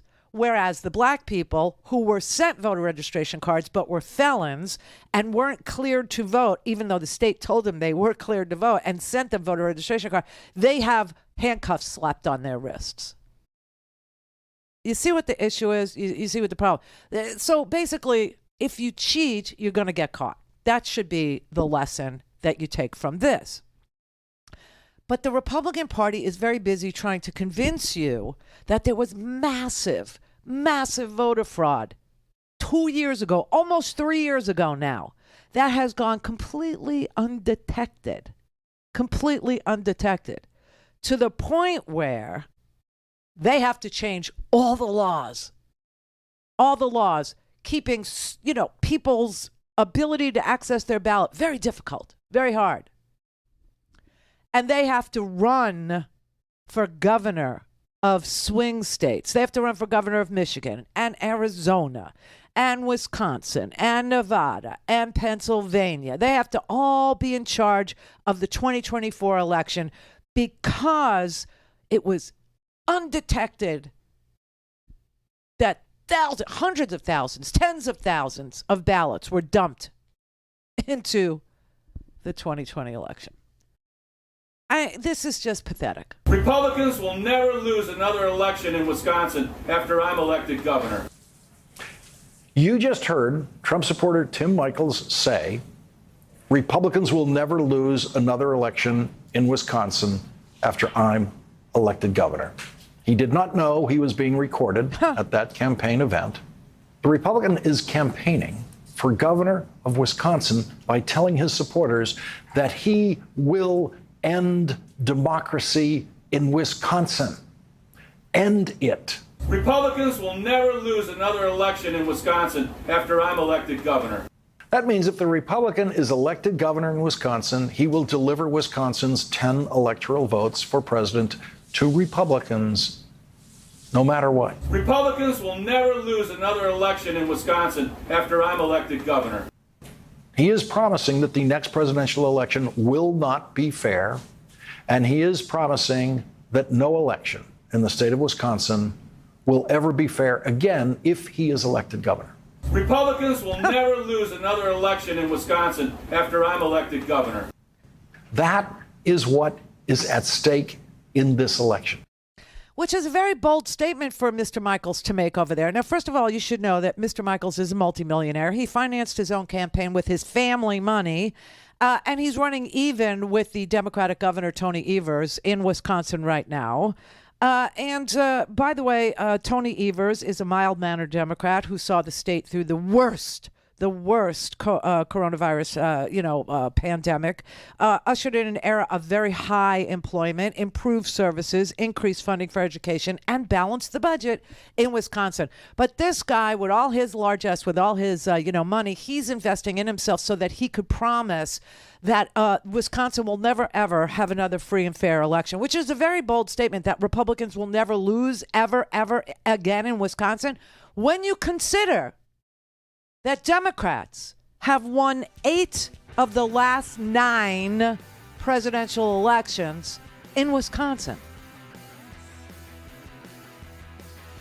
Democrats also hold every single statewide constitutional office in Wisconsin, from governor to lieutenant governor to attorney general, secretary of state, Democrat, state treasurer, Democrat, 1 U.S. senator, the other one is Ron Johnson, 3 U.S. House seats, and 50 seats in the state legislature. I would say Wisconsin likes Democratic governors, likes Democratic lieutenant governors, likes attorney generals that are Democratic, likes their secretary of state to be a Democrat, the state treasurer to be a Democrat, prefers a Democratic, Senate in the state legislature, except this guy is promising you will never see another Republican win there?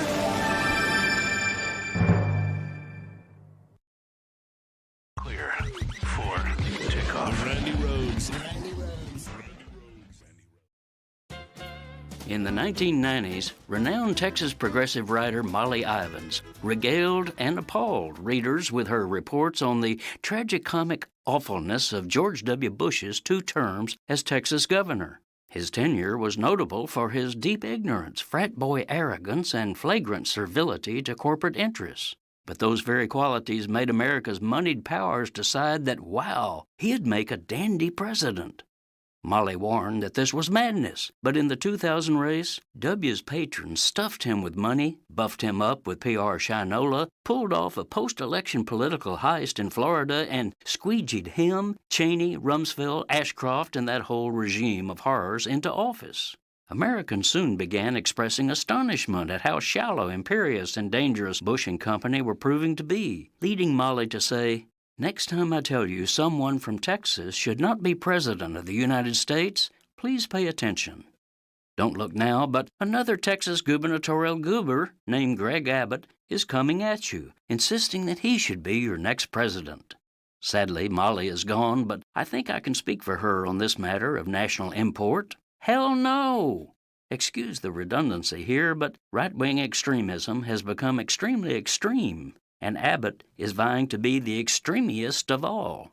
A clue to his loopiness is his vituperative anti-abortion absolutism, forcing victims of rape to give birth to their rapist spawn. Not a problem, proclaimed Abbott, for he's the Lone Star Wizard. He declared that he intends to go out and arrest all rapists, get this, before they rape anyone. This is Jim Hightower saying Abbott has run up a record for spectacular program failures, widening inequality, corruption, political buffoonery, and so awful much more. If that's your idea of a president, there he is. If you'd like more of Jim Hightower's real populism, check out the Hightower Lowdown. Jim's monthly newsletter gives you the real lowdown on which corporations, by name, are doing what to the middle class, our environment, and our democracy. Each month, the Hightower Lowdown brings you facts you didn't know, along with actions you can take to fight back. It also comes with... I'm Rick Smith, and this is Labor History in 2. On this day in labor history, the year was 1996. That was the day the United Steelworkers and Bridgestone Firestone finally reached a tentative settlement after a bitter 28-month dispute. After years of restructuring and decline, the company demanded massive concessions from the workforce. By July 1994, 4,000 members of the United Rubber Workers walked off the job at 5 plants across the country. They were on strike against wage and benefit cuts, the loss of holidays, and union protections. They also rejected the company's attempt to institute a grueling 12-hour, 7-day work week and a 2-tier wage scale. The company permanently replaced more than half of the workforce 6 months into the strike. When the NLRB was slow to answer numerous unfair labor practice complaints, the United Rubber Workers called off the strike the following May. The company refused to reinstate hundreds of strikers, including 2 local presidents fired for union activity. Those who did return came back to plants filled with scabs. Though the strike may have ended, a campaign for justice continued when the United Rubber Workers merged with the United Steelworkers. Historian Robert Weir notes that in launching its international campaign, the United Steelworkers publicized the company's pollution problems, its safety and health violations, and intolerable working conditions.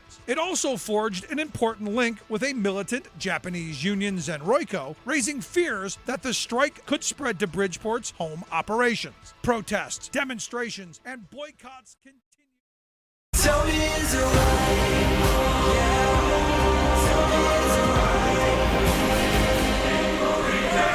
I watched it on TV.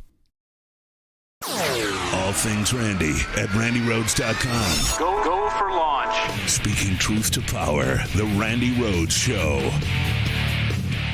Republicans will never lose another election in Wisconsin after I'm elected governor. Okay, so how does Tim Michels, the Republican wannabe governor, the election-denying governor, propose to do that? Okay, when we know that Wisconsin has a very democratic state government and also a very democratic bent, right? How is he going to? Eight of the last 9 presidential elections, Wisconsin went for the Democratic presidential candidate. 8 out of the last 9 elections. That's a long ass time, right? So this is a bold statement he's making. So what's his plan? What's his plan, everybody?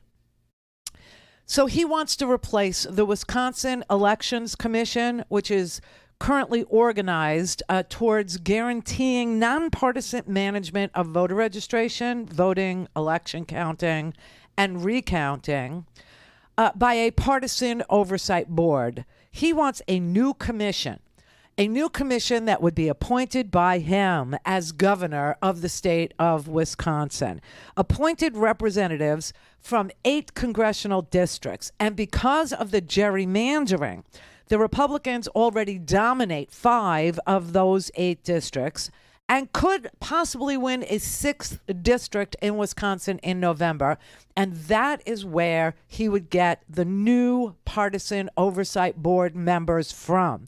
and he would handpick them and appoint them to what is currently the nonpartisan Wisconsin Elections Commission, who will be in charge of everything from voter registration to counting the votes to recounts. This is Steve Bannon's little plan. This is exactly what's going on with the polling places now. This is exactly what's going on with the election, the vigilantes in Arizona that are watching the drop boxes. This is what's going on with some of the poll workers, to the point where the reliable, dependable, nonpartisan poll workers that we've counted on to run our elections forever are now refusing to continue with that as their jobs. They just feel threatened. They feel like I'll show you something. This is sick. This is sad. This is just frightening. But this is an ABC report, just so you know what I'm showing you, about the election, the midterm workers in the election workers, and how they're facing security threats. And some of them are wearing bulletproof vests. With just days to go before Election Day, poll workers across the country are facing an unprecedented challenge. It's an issue in so many places this year. Michigan's Secretary of State says she's ready to protect the election. Election officials and law enforcement are more prepared than ever before to immediately address any attempt to interfere or disrupt the elections process or intimidate voters, and they will work with us to ensure that all voters are safe and their rights are protected. Colorado was one of the first states to send every voter a mail-in ballot. Residents here actually cast more ballots by mail than they do in person. The process starts here. Ballots are dropped into locked boxes that can only be accessed by one of these workers. Do you ever get people who come up to you and say, "What are you doing?" Yes. Yeah. Oh, yeah. Suspiciously. Yeah. Mm-hmm. That or they're off in the distance. The yellow what do you vests tell help. Nothing. We just watch each other's back. Here in Adams County, elections are run by first-term county clerk Josh Ziegelbaum. He oversees over 600 election workers and over 300,000 voters. Safety measures here include entrances with badge access and panic buttons under desks. But for Josh, safety measures extend way past the doors of his office. I have had some incidences in the past where people have followed me back to my neighborhood, but a bit nerve-wracking. You were followed? Mm-hmm. That prompted me to start talking with the sheriff about, personal safety. He recommended that I wear a ballistic vest whenever I feel necessary. I wear one pretty much every single day. You come to work with a bulletproof vest? Yes. Nice country you got here. Nice. Nick in West Virginia. Yes, I'd like to make 2 points if I may. Okay. I was at work. I'm in the union, and we just had a big old state up here in West Virginia about 2 years ago, and the teachers got us all raised. Well, we got 2 guys sitting in our shop. I'm a maintenance man at a state hospital. Okay. And in the maintenance department, there's 2 guys fixing to come up for retirement. They're all Biden this, and the Democrats that, and they're going to take our guns, and they're going to do this. And so I just let them ramble on, Mm-hmm. Then I play Mike Lee on the hot mic talking about Social Security. Then I play Rob Johnson with his kick about Social Security. Mm-hmm. And I said, well, you fools, you might need all them guns y'all are so worried about them taking, because you're going to definitely need them when you ain't got your Social Security coming in. Yeah. Because everybody's going to be trying to rob you. Because they ain't got nothing. Right. And guess what? They shut their damn mouth. Oh, did they? Yeah. So that argument works. Okay, that's good. Well, I mean, when you're sitting there and they're adding up their Social Security, one guy was sitting there, if I get 2 more hours overtime, and that will make my, our state retirement go up. And I said, and I just sat and listened to them because they're all on that Trump wagon, but they vote against themselves. Yeah. They do. And you know why? Because the Republican Party is telling them, to be afraid. Always be afraid. Always look over your shoulder. Somebody's going to take something from you as they're taking something from them.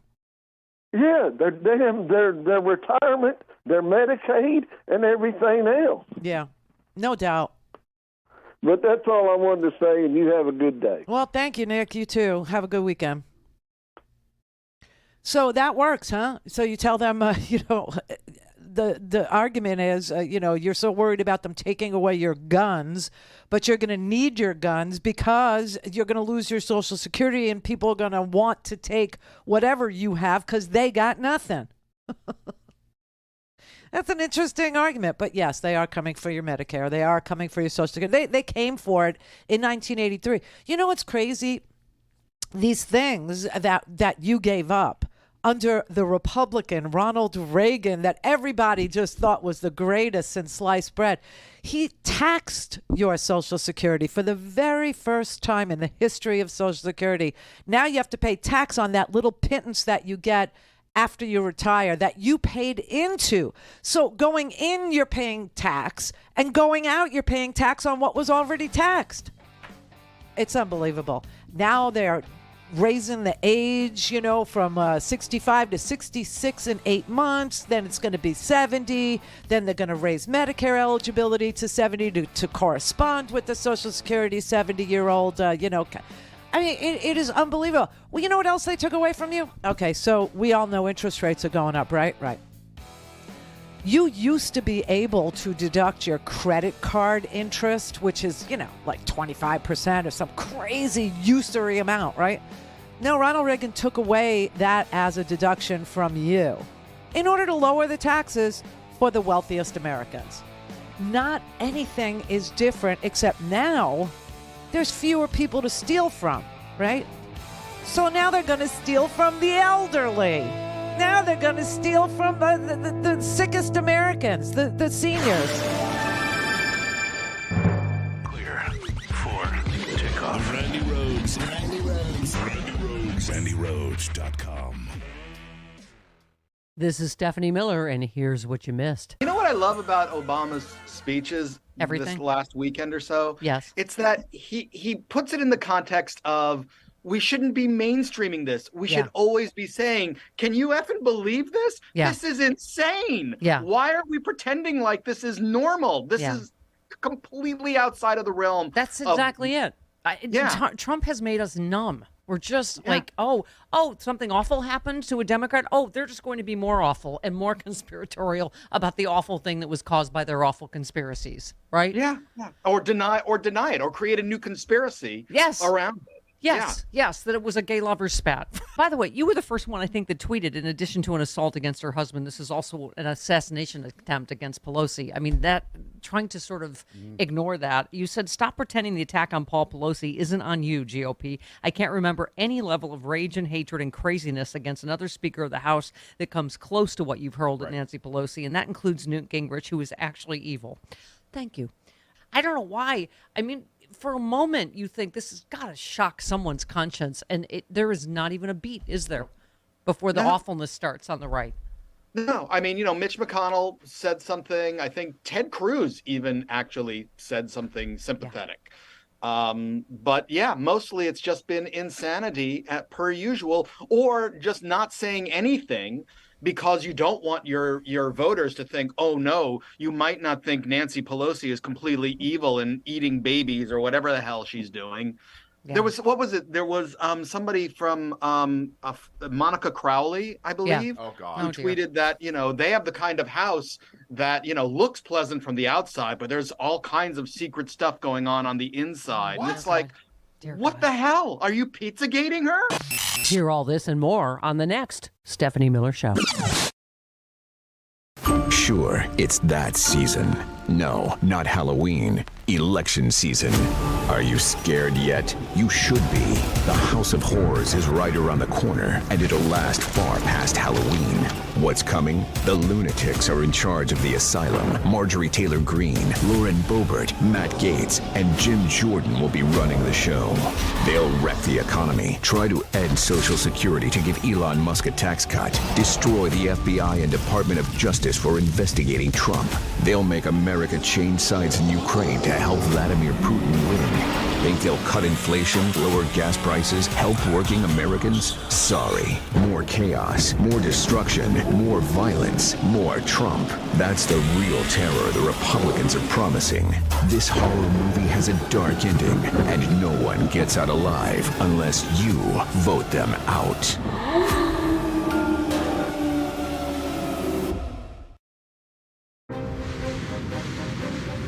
Imagine how many lives could have been saved if Ron DeSantis had spent enough time in the weeks before hurricane season preparing Southwest Florida. Instead of spending time and money trafficking Venezuelan migrants and trolling the news media. Imagine. The Lincoln Project paid for and is responsible for the content of this advertising. 911, what's your emergency? America's healthcare system is broken and people are dying. Welcome to Code WACK, where we shine a light on America's callous healthcare system, how it hurts us, and what we can do about it. I'm your host, Brenda Gazar. This time on Code WACK, why are so many U.S. residents traveling to countries like the Philippines and Thailand for their medical care? Don't give up. Don't give up. What's true? Call in, connect. To speak to Randi, call 561-270-3844. 561-270-3844. To believe that we're going to lose on Tuesday and that they're going to take over, you have to accept certain assumptions. For instance, you have to believe what the pollsters and people have been telling us, that since the Roe decision, women were very upset back in June when the decision came down. But now, they've kind of collected themselves, and they're not so upset because they're thinking more about the price of a gallon of gas, or the can of Campbell's soup is up 27 cents. And you know how women are. They're just once they hear that the soup has gone up 27 cents a can, or the gas, what's gas this week now? It's about 20 cents over last year at this time per gallon. Right away, women are like, yeah, well, I don't need these reproductive rights. I want less at the gas pump. I mean, it's so condescending, and so I just wonder as I watch the news and listen to the pundits and the pollsters, do they know any women? Is there someone at home that's a woman? Have they talked to anybody really since June? Do people watching this right now, when I say people, I mean, I'm talking about men. If you're watching this right now, do you really think that women are just over it? We're not, just so you know. And Fox News got a hold of that. They saw that Michael Moore was, explaining that women are not exactly willing to go quietly into that bad night and give up our bodily autonomy because some pollsters told Fox News that was so. And so they characterized Michael Moore there as mansplaining to women. He wasn't even talking to us. He was talking to you. He was talking to men.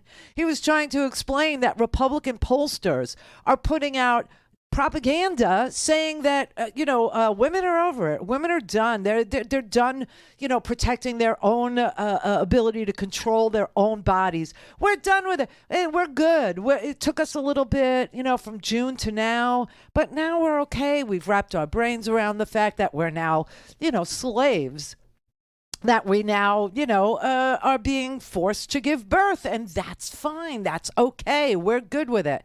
And it's ridiculous. It's ridiculous. And so you have to understand that what is really going on is that the polls are being conducted and dumped on us by Republican by Republican pollsters, right?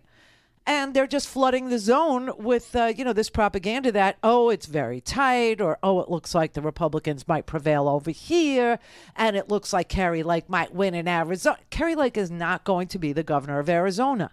And you know why? Because Arizonans understand one thing about Carrie Lake. When she bitches about education, when she bitches about border security, when she bitches about the economy, the Republicans have been running that state for 12 years. And people in Arizona know that. So every time she complains about governors and governing in Arizona and the schools are bad and they're indoctrinated, whatever, it's the result of Republican policies that have been in place in Republican Arizona for freaking 12 years. You've had the majority there. If crime is bad in Arizona, it's because Republicans are in charge of crime in Arizona. You know who's in charge of crime, right? Mayors, police, police chiefs. Has nothing to do with the president of the United States, whether or not crime is high in your state. Presidents of the United States have nothing to do with crime in your state. Your governor does. Your mayor of your city does. Okay? Your police, the fact that the Uvalde police were too afraid to go into the school is not a reflection on Joe Biden.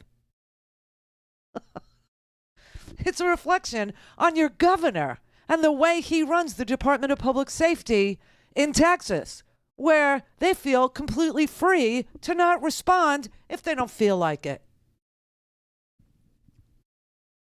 So you have to understand that we're being prepped, primed, pre-greased, pre-oiled. Yes, I said it that way. That's what's going on here. We're being groomed. To use their word, we're being groomed, indoctrinated into an idea of complete and utter falsity. And that is that women are fine with giving up their reproductive rights because they don't want to pay $3 for a bag of Fritos. I don't want to pay $6 for a bag of Stacy's pita chips. I don't want to pay $4.50. Okay? But I'm not voting for a Republican because I'm so stupid that I think that they have something to do with the fact that this chip company is gouging me. And if they do, if the government does have something to say about it, I promise you, the Republicans are not going to be the ones that tell them to stop the gouging. And you know how you know this? We actually had a piece of legislation called the anti-gouging bill that was introduced by Democrats.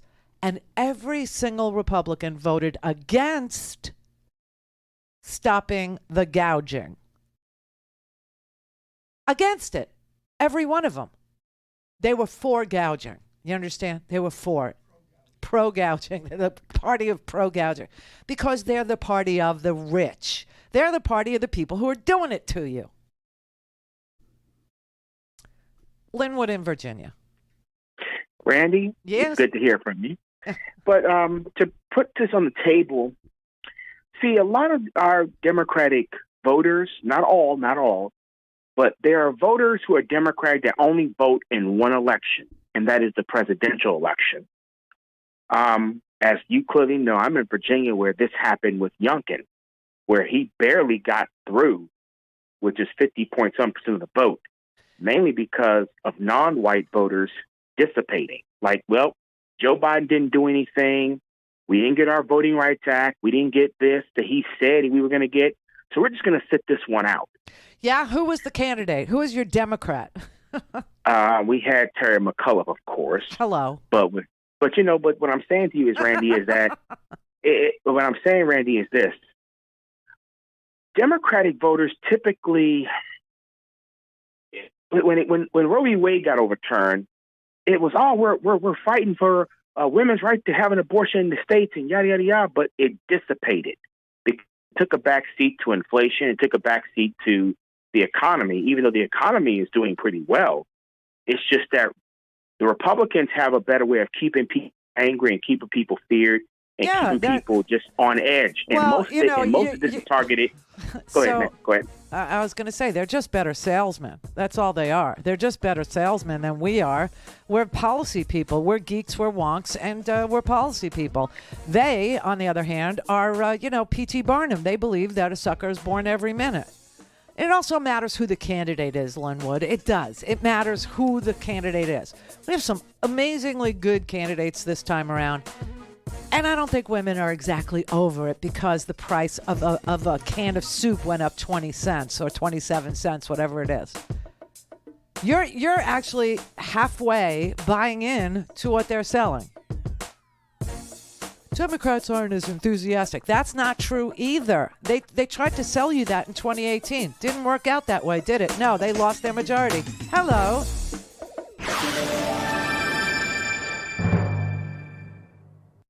Clear for takeoff. Randi Rhodes. Randi Rhodes. Randi Rhodes. RandiRhodes.com. Marco Rubio wants you to think crime is a top issue in this election. So why does he spend so much time defending Donald Trump, who is at the center of 19 pending criminal and civil cases? From tax fraud to stealing classified documents to trying to violently overthrow an election, Rubio backs Trump, not law and order. He attacks the FBI and law enforcement. So much for backing the blue. That's why in the U.S. Senate, Val Demings will be everything Marco Rubio isn't. Hardworking, smart, effective, brave, and strong enough to speak out in the face of injustice. Val's record of service, bravery, and putting her life on the line for a safer Florida has always come down to doing the right thing. Val Demings fights criminals. Marco Rubio defends them.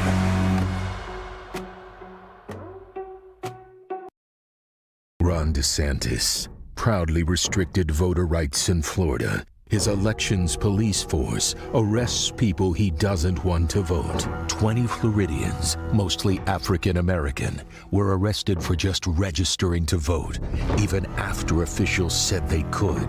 Instead of clearing their names, DeSantis held a press conference. It's not just going to be 20 arrests. This is the opening salvo. But when Hurricane Ian hit, both Republican and Democratic counties were hit. But DeSantis is only allowing 3 large and strongly Republican counties to skip the new rules. DeSantis uses fear and intimidation against voters he doesn't like, and favoritism for those he does. That's not democracy.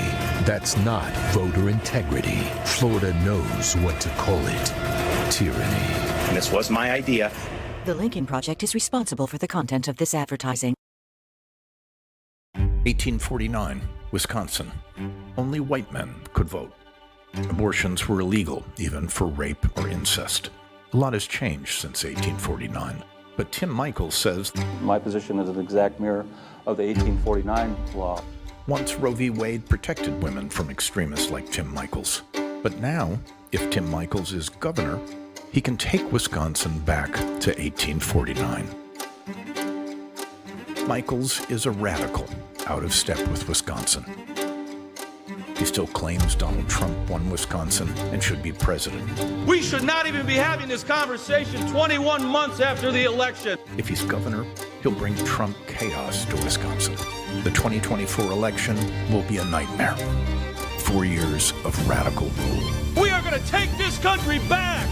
Does that sound like the Wisconsin we love? The Lincoln Project paid for and is responsible for the content of this advertising. This isn't complicated. In Arizona's big races, one side believes President Biden won and Donald Trump lost. One side believes the election was fraudulent, which means they don't believe in democracy. One side believes our servicemen and women are the best of America. Blake Masters says it was a mistake that the greatest generation fought in World War II.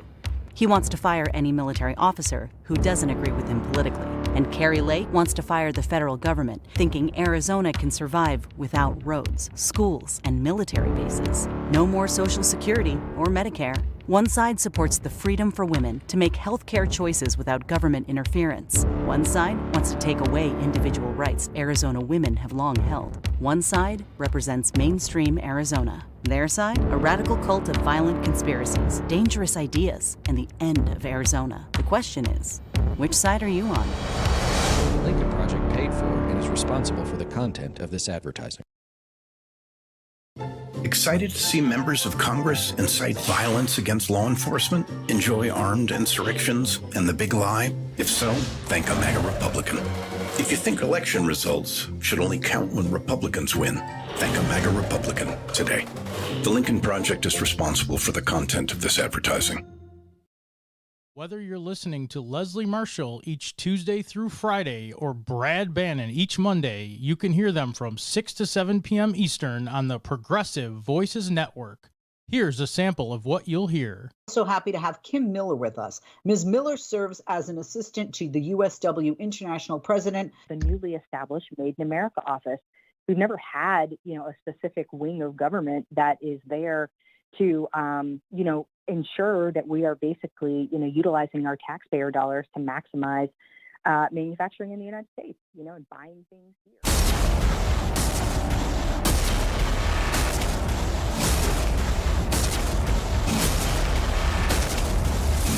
Fatality. This is the Randi Rhodes Show. To speak with Randi, dial 561-270-3844. That's 561-270-3844. I was just thinking about something about the difference between Republican-run states and Democrat-run states.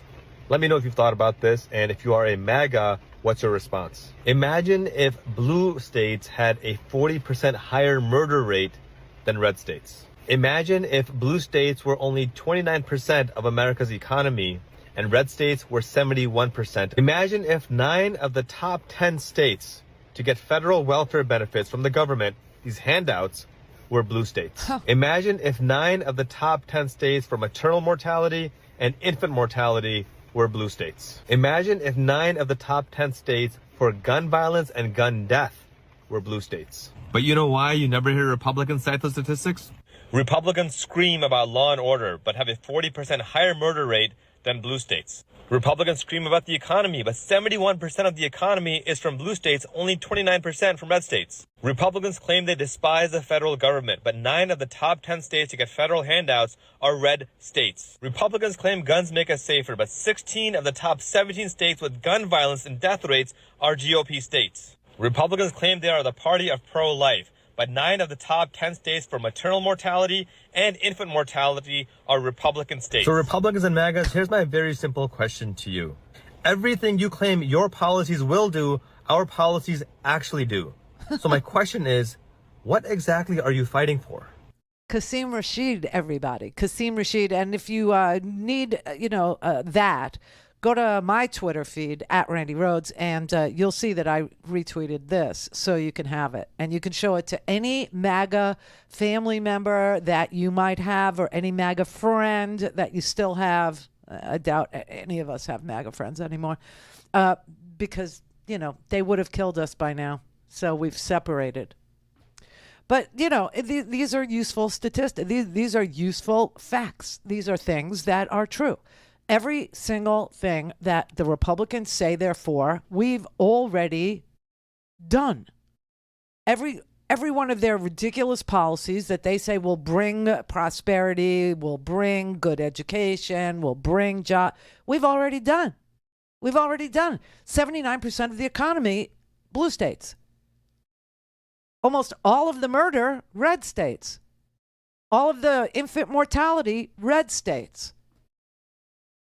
See what I'm saying? They can't possibly argue with that. They can't. They might try, but they won't succeed. Brother David. So very true, sister. So much to say, so little time to say it. Quick shout out to the chat room. You know what to do. 10 people who don't, send them to freespeech.org or randyrhodes.com. All else will. And by the way, I love I haven't been in a while. The website looks great. Yours. It's spectacular. Here we are. It is fermented fascists forcing females to fight or flight Friday. It's where we are. Rovember is here. And that's just one part of it. Do you have Spotify? No. Do you listen to streaming music? Yes. Check out You Need to Hear, the new cast recording, the 2022 cast recording with Sarah Bareilles and Brian Darcy Jones, etc., of Into the Woods, because I got to tell you, it's all in there. The giant attacking people to get their wish, bending and cheating, etc., and then it all comes down. It's just there. That show could have been written this morning. That's the end of that one, but it really could have. There are still more of us, and I'm not saying that glibly, because the way the planet is heading, I don't mean tomorrow, we're heading towards global governance, one way or the other. And there's two ways it can fall. We've had this discussion before. It's either Brave New World, where all the boats are going in the same better direction together, or it's Cormac McCarthy's The Road, all those climate deniers, et cetera, et cetera, et cetera. And I'll take the former, thank you very much. That's why I keep saying we've got to put our John Lewis suits on and be prepared. Because I don't have to wait for the results, which probably won't even happen in some races until Thursday. Or right. Friday, we're in for the ride of our lives next week. I hope everybody's prepared for really the lying and the accusations. And the loud. Oh, God. They're going to be so loud and so wrong. It's just... exactly. Yeah. We have to withstand it because there are still more of us. And the people are coming. I believe this. I don't believe. I believe Zip. I'm like Fran Lebowitz there. I know it. I know it in my marrow. Well, if you listen to people who are actually, sitting on the fence and counting the people who are showing up to vote, and right. Then yes, the people are. Listen, I'm going to show you this. I don't think there's any audio on this. It's just video. No, there's some audio, but it's quiet. See this? This is a line in Texas. Right. Of millennials and Generation X, Gen Z, all waiting in line to vote. These are young people who the Republicans are telling us aren't showing up. Yeah. Well, am I going to believe my own stinking eyes here? Because look, this line wraps around the building. And it keeps on going all the way to the end of that building. And then it's going to wrap around again. And it's going to keep on going. Look, these are all Gen Zs. These are all young voters, okay, waiting in this monster line to vote. So why would I believe that the people aren't coming when I can see the people standing there after they came? I don't know. My point entirely. Your point is my point. You nailed it in the last hour. The love of money is still the root of all evil. Oh, it always is, yeah. But that's not the goal. That's the tool. The goal is domination and subjugation and God knows what else. Turn the pyramid upside down. Well, it's a simple explanation. I mean, the money is for something, right? Once you have enough and it still obsesses you, then why do you want more? Well, because you want power, and you feel like that's the way to get power, and that's all. That's what it's about. It's like a bunch of little tiny men just whipping it out and trying to knock stuff off their desk at this point. I mean, it's just so ridiculous what's going on here, and we're all supposed to subjugate ourselves so that they can continue their little contest. Oh, bite me. Really, go away. I've had enough of you. Not. Had enough of it. Enough of tiny little men. Really, I'm sick of it. But I was going to say, Stacey Abrams also was saying that she's never seen black turnout like this in Georgia. And it's like, legion, okay? People are showing up. So, like I said, the propaganda is trying to tell you that, it's a done deal. And next week when, they declare victory before the votes are counted, you're supposed to fall for it. Do not. Bingo. I love you always. I love you always. Thank you. Don't believe it. Believe your own eyes, okay? Believe the math. The numbers are extraordinary. We have seen black men participate at 91.8% of their 2020 general election turnout.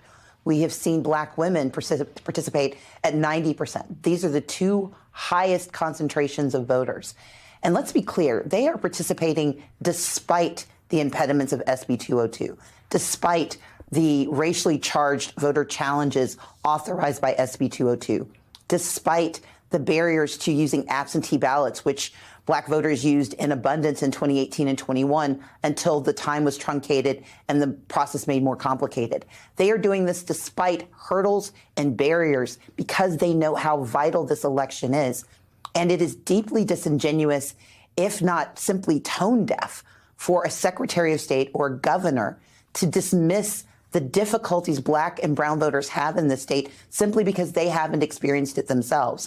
And what we are so excited about is, despite the difficulties that have been put in place by this governor and this Secretary of State, black voters are showing up, and as we like to say, showing out. Yeah, and young voters are too, and so are white Democratic women showing up. We're showing out, and that's what I'm saying. This is all to dampen your enthusiasm, to make you think it's done. Nothing's done. If you haven't voted, it's certainly not done. You haven't had your say. You haven't exerted your power. You haven't done anything. I want you to know today is the last early voting day in Georgia. Today is the last day to vote early in Georgia. Then you can vote on Election Day. But we're not done. We're not even close to done. It's certainly not banked. Nothing's been counted. And they're already declaring victory. What does that tell you? It tells you how disingenuous they are. It tells you that their MO has always been the same. Dampen enthusiasm by saying, there's no point. You don't count. You don't matter. You're in the minority. You're the minority. Wrap your brain around that. And then they declare victory prematurely, because that's what men do prematurely. Everything is premature. And, they try and lie to you after the fact and said, you had a great time, but we won. No.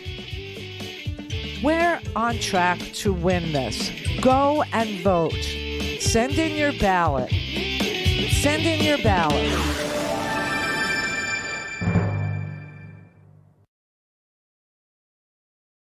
Clear for takeoff. Randi Rhodes.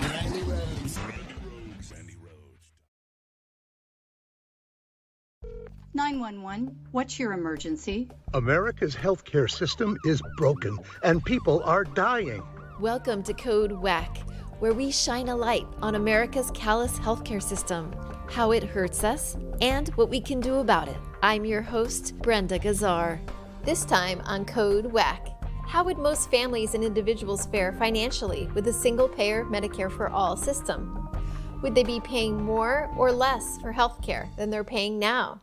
To find out, we spoke to James G. Kahn, a professor emeritus of health policy, epidemiology, and global health at the University of California, San Francisco. We reviewed 22 studies of the overall cost of single payer.